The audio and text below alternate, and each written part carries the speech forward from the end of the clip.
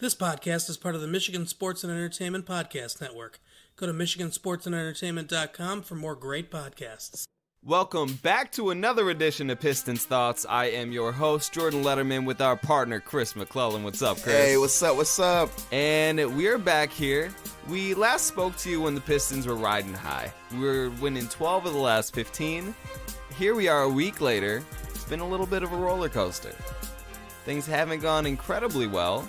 Things haven't gone incredibly bad. There's been some highs. There's been some lows, as you expect throughout an NBA season. Mm-hmm.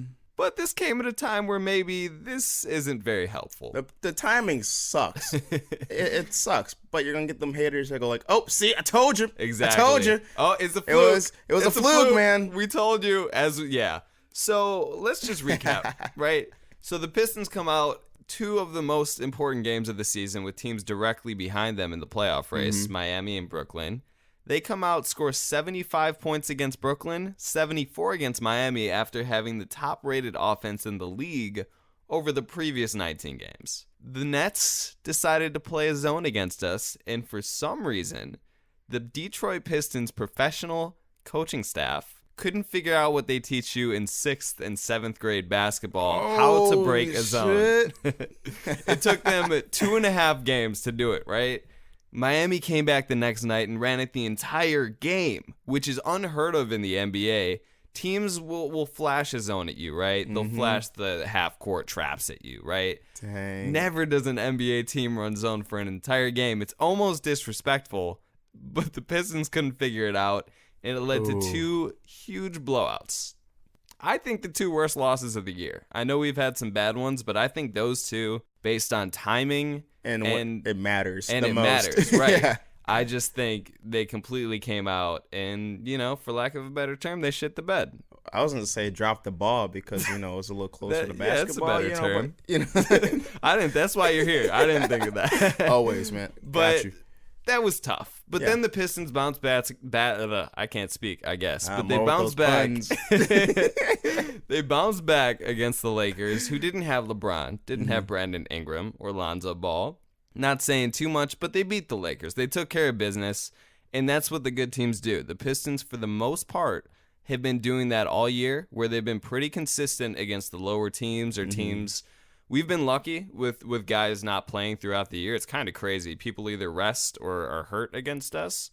And the Pistons have taken care of those games for the most part, which they haven't in the last decade. Right. So it's great to see that happening. So whatever. A win is a win.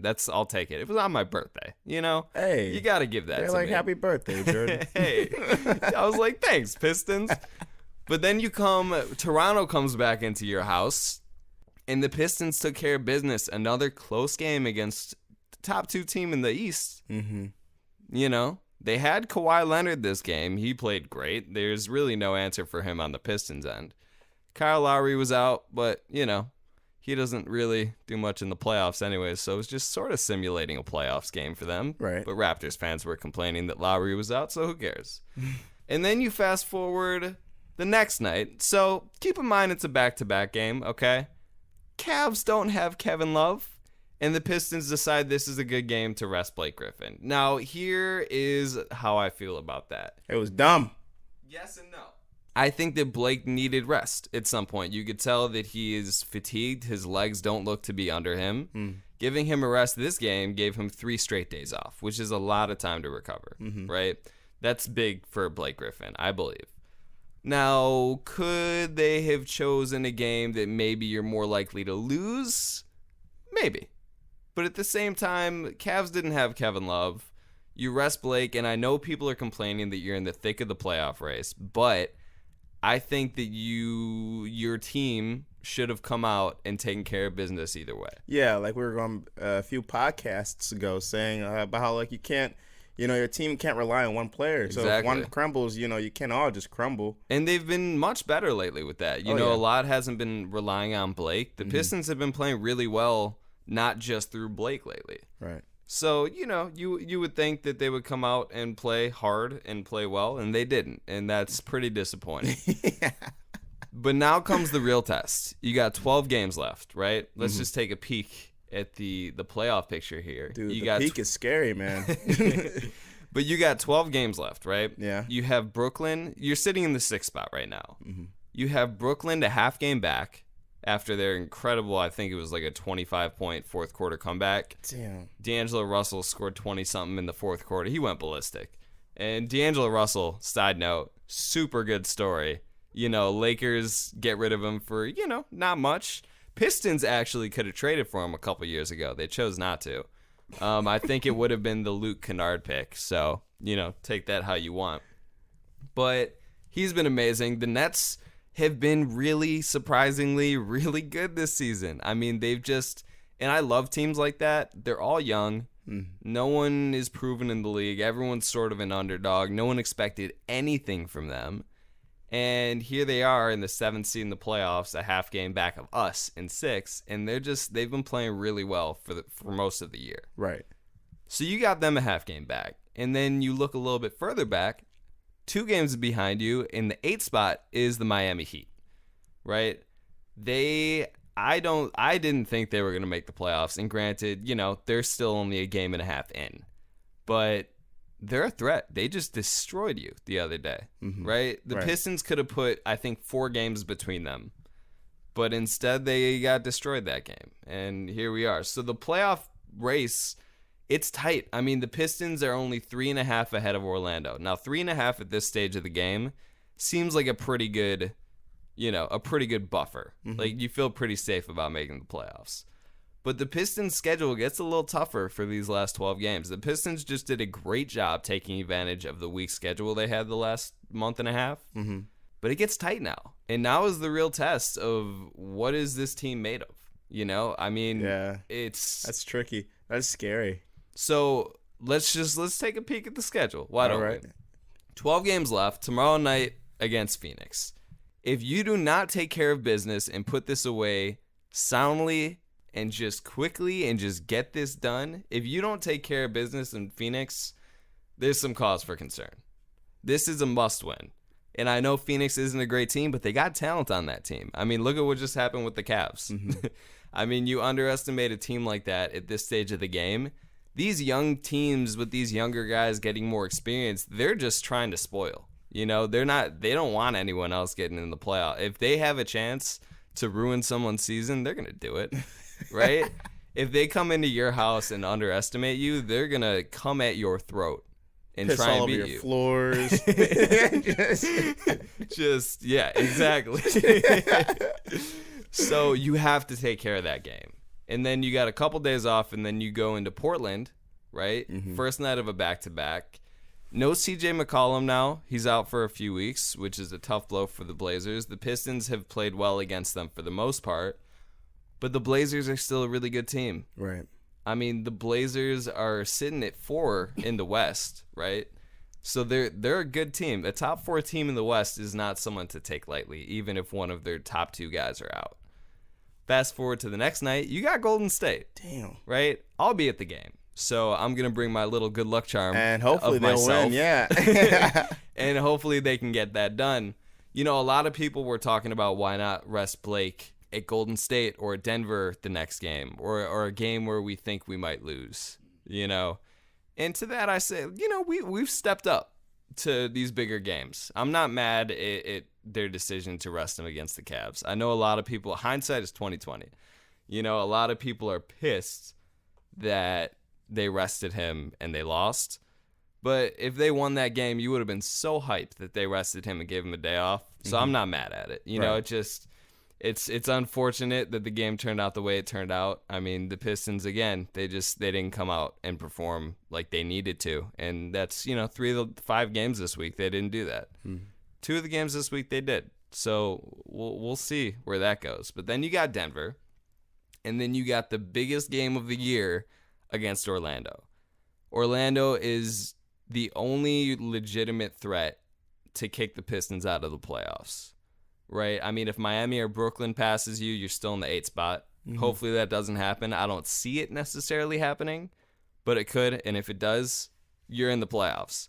If Orlando catches you, you got a big problem, Chris. Right, yeah. You're jumping, you go from the 6th spot to 9 in a week. And I'd rather not do that because I already bought my flight back to Michigan around the dates of when a home playoff game. Delta doesn't play that game.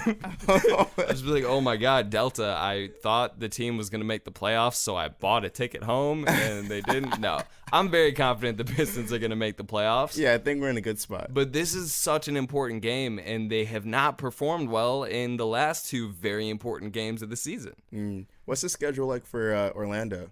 Do they have any hard games coming up? I don't have their strength of schedule in front of me, but Orlando has missed a bunch of opportunities, the last couple of weeks to sort of pull themselves within. They've had some easy games that they've lost. So it's not that I'm worried about them, but 3.5 games is close enough right now, and the Pistons have had some really poor performances this week where I'm not as confident as I was a couple days ago, but I'm still confident that it's going to be fine. Fast forward to Portland again. Damn. I think the Pistons are going to split that series. I don't know that they win both or lose both. I could see them winning in Portland and then maybe losing at home or vice versa. We'll see. I'd love a sweep, a 2-game sweep there.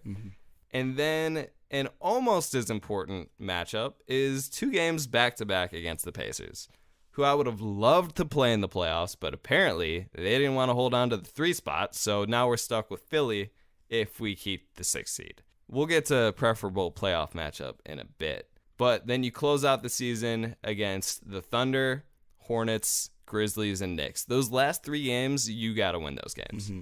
Now, what I would love to see happen is the Pistons get themselves in a good enough spot where they can rest Blake the last game of the season or something. Right. Maybe they lock in against Charlotte with 2 games left. Maybe they lock in against Memphis with a game left. And that's the next time you rest Blake Griffin. I don't think they plan on resting him again until then, maybe.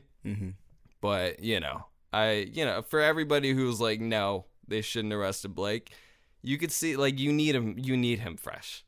You need him fresh for these last 12 games, and then you need him fresh for the playoffs. He's been sort of an Iron Man this year. I think he's sat 3 games. Yeah, he's been pushing his limits, dude, hard. Yeah, it's been kind of remarkable. Everybody talks about how injury prone he was coming to Detroit, knock on IKEA wood desk. Right, dude, I'm scared. Next game he's gonna twist his ankle. No, but realistically, a lot of his injuries were sort of freak injuries, and he said that coming into it. He's like, I'm not worried. These are. It's not like like a Reggie issue where it's tendonitis where that shit'll last. And also, this Pistons training staff is incredible. They brought back Arnie Kander, who's one of the best in the biz. They got Mike Abdenauer still going strong. And, a lot of people toss it up to the Clippers curse. If you remember those Clippers teams, it wasn't just Blake getting hurt. Chris Paul was getting hurt too. Their top guy, arguably. So I'm very impressed with Blake Griffin. It seems like he puts a lot of work into his body. He puts a lot of work into staying healthy, and the Pistons training staff is keeping him healthy. This training staff this year has been pretty great, in my opinion. The Ish thing is tough. The groin injuries are tough. Right. There's not much you can do there, but Ish has been playing great lately. We can sidetrack onto that. I don't even know where I was going with that, other than Pistons need Blake fresh. Yeah. Love you, Blake. Other than the whole point of this show is just to say, Blake Griffin, thank you. Let's just switch it to Blake thoughts and just just talk about how amazing Blake is as a person, as a player, as a leader in this community. We should just get a network of people who just have different thoughts accounts, right? Like Blake thoughts, specific players. Oh, true. Or Dwayne Casey thoughts. 5. Yeah. Pistons bench thoughts. Dwayne thoughts would be like, fuck, this motherfucker, damn. You'd be like, our give a crap level is just not there. Yeah. Stan would be more fun. Casey's great. Don't get me wrong, but Stan is definitely more animated. And fun. I said Dan. Dan Van Gundy. But he'd be more fun. But all right, let's just take a peek at playoff matchups. If the playoffs started today, which luckily for a lot of teams, they don't. They don't, yeah. But right now, as the standings go, the Pistons are in the 6th seed. The Philadelphia 76ers are in the 3rd seed, which means those are the 2 teams that get a nice little first-round matchup. Now, there are 2 teams I'd like to avoid in the first round. Philadelphia is one of them. Yeah. I would love to avoid Milwaukee at all costs. I'm going to say this until it happens. We got to avoid them at all costs. But Malcolm Brogdon and Nikola Mirotic are out for, I think, 2 to 4 weeks each, maybe 3 to 6. So they could miss the first little chunk of the playoffs, right? So that sort of hampers Milwaukee's depth, which makes them a little bit more vulnerable, right? Mm-hmm. But they still got Giannis. They still got Chris Middleton, Eric Bledsoe. They're still a great defensive team. Yeah, they still got a squad. They still got a squad. I would still love to avoid them. But if for whatever reason, which we better not, but if somehow we end up in the 8th spot, it's looking a little brighter with those injuries here. Now, my perfect playoff matchup is the Indiana Pacers, but it doesn't look like they're going to hold on to the 3 spot because they're 2.5 game backs now. And they're right about to slip back to the 5 spot.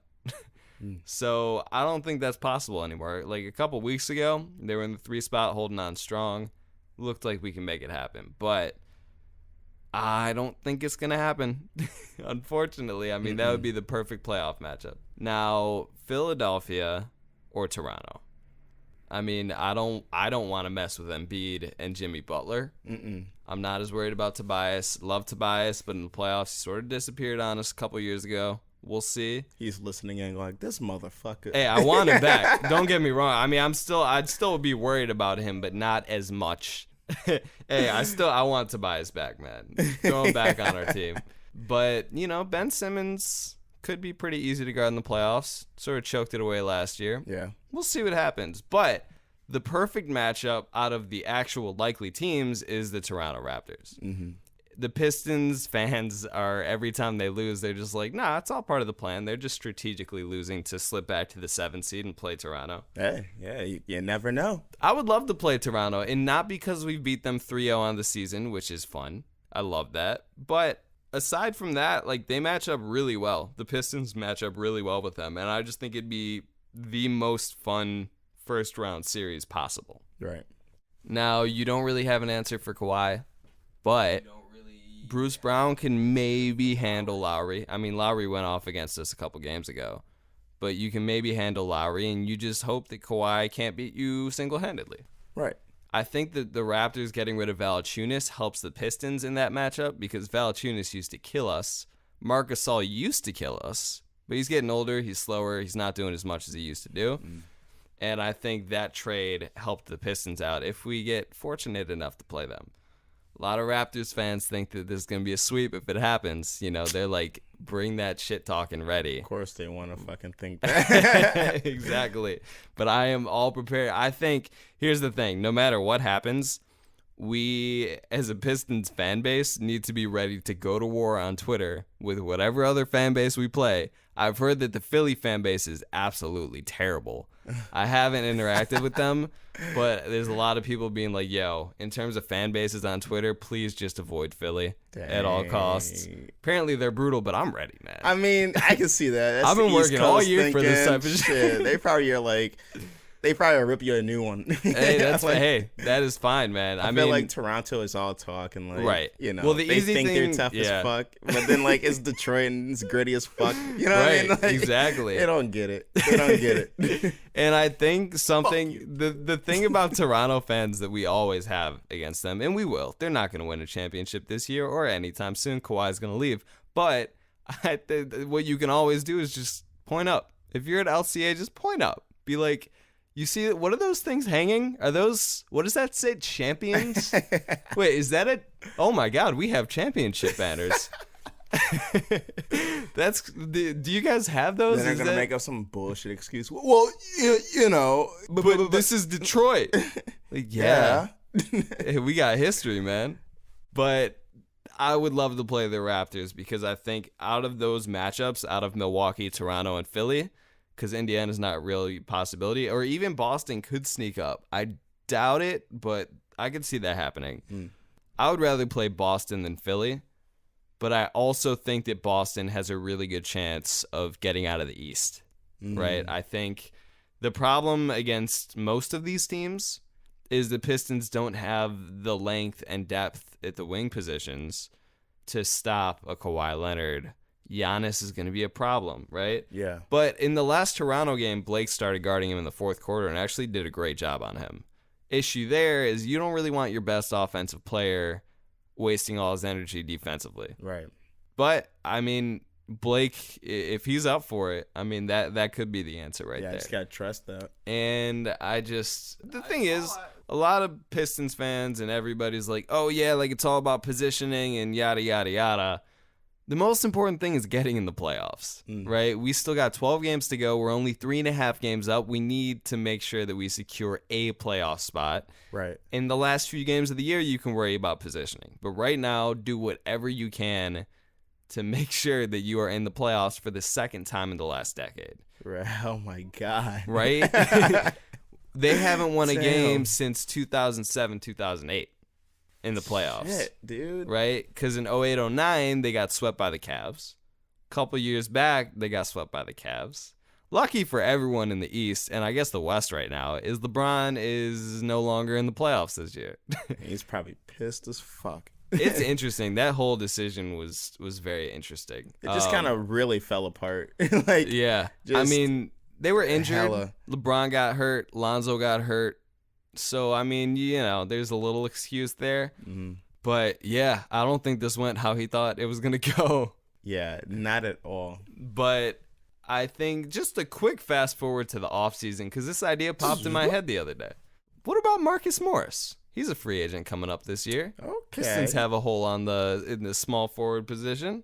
Okay. What about Marcus Morris? Ooh. He has been great for most of the year in Boston. Bring him back. I love him in Detroit. Should just bring the whole squad back. Bro, Tobias. bring Mook and Tobias. I mean, I know even they couldn't Baines, have. maybe. Hey, he'd be an upgrade over Zaza, even though Zaza's been pretty good all year. But I knew we'd miss Baines when we left, or when he left. Mm-hmm. Yeah, bring Toby and Bobby back, right? Oh, bring Boban back. Bring Mook back. If the Pistons found a way to keep Tobias last year, even though there was no way. I mean, the Clippers, side note, have done a phenomenal job of their rebuild on the fly. Mm-hmm. But if the Pistons can bring back someone like Marcus Morris, or, even this summer, snag a TJ Warren, who I wanted at the deadline, or if Bradley Beal becomes available, there's a lot of possibilities. But just one, he wouldn't be super expensive. I think he'd pretty much just take the mid-level exception which the Pistons have, which will be around, like $8 mil, maybe? Mm. I don't have the numbers exactly. And as always, do not fact-check me because I'm usually wrong. But he could be a cheap, reasonable option where the Pistons have limited financial flexibility. They could be helpful. I mean, we'll don't worry, we'll have our free agency episodes and the draft episodes, but just a quick little thought that popped in my head. But also the thing about a lot of people have been asking me about what they do this offseason, and you really can't make any decisions to the playoffs play out, right? Let's say the Pistons get swept in the first round. Now you're like, okay, we do need some big changes. Let's say they somehow sneak up and win a couple games in the first round, maybe somehow catch a break and win a first-round series. Now you get a whole nother ball game, and now players are more likely to want to come here. Right. And this goes for the rest of the league as well, not just the Pistons. If a team has a disappointing first-round exit, you're looking at some more changes that year, right? Let's say Philly gets bumped in the first round. I don't think they will, but if they did, okay, Jimmy's gone, for sure. Tobias probably stays, but there's major shakeup depending on how the playoffs go. Mm-hmm. And it's tough to say. It's tough to tell how everything's going to go. And then you got the draft lottery. Then you got to get the draft order down. And then you got to see who's available. So there's a lot that goes into that. Can't speculate right now. But I will say that Pistons should take a look at Marcus Morris. I love Marcus Morris. I miss Marcus Morris. Miss everybody. Yeah, right? I don't miss the losing, but I miss everybody. Exactly. But that's a little side note. We got 12 games left.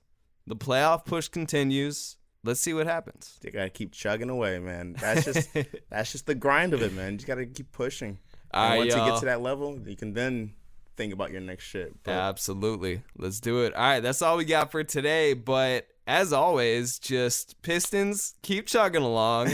Make sure we get the playoffs because I got my plane tickets back to Michigan.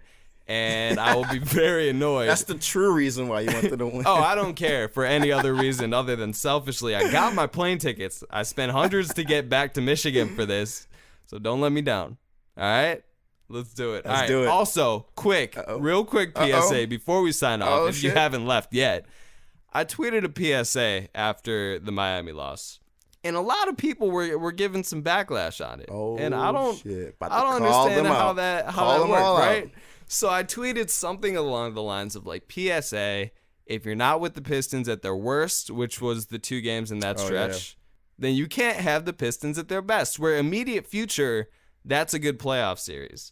Down the line, that's some playoff wins and some more championships in the future, right? Mm-hmm. And I got people coming at me like, I don't even know what they were saying, but it was just total disagreement. They're like, "Oh, well, no, I don't give a shit. Like, this was the fluke." And yada yada. I'm like, the fluke you are boys proving again. my point. Yeah, the fluke boy. You are proving my point to a T. Exactly what I said, word for word in the tweet. You don't get them when they're good. I mean, they're good right now, right? This isn't a wait and see thing. Like, they're gonna be a problem in the playoffs. Are they gonna win a round? I don't know. Maybe not, but they could. We'll see. This is the first team the Pistons have had in over a decade that have a chance at winning a first-round series. So you are proving my point, people, and I cannot wait for the Pistons to be good for so many reasons, and one of them is to spite you. And with that, we're done. I'm out. We'll see you next week. Talk to you then. Peace, y'all. Peace.